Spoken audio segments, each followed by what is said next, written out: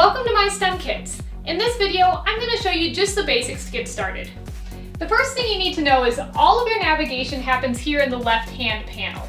So on the resources page, that is going to be your go-to for all of your how-to videos. And you're going to find those right here under Using MyStemKits. We also have how-to videos on the other products, so if you have Robo 3D printers, lab disk sensors, MyBot robots, or any of those other products that we sell also, that's all in the same place. Last thing I want to point out here, which is a really useful resource to you, is the content libraries and pathways.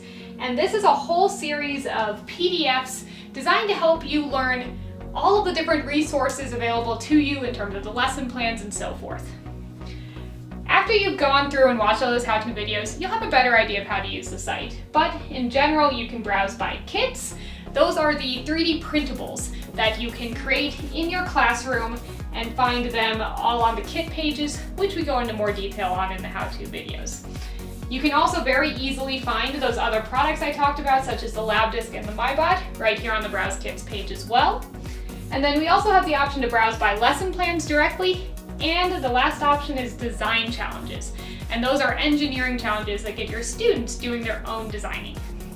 The last thing to point out here is we do have a support tab, so if you have any questions, send us support tickets through there, or you can set up your 3D printers under printer management.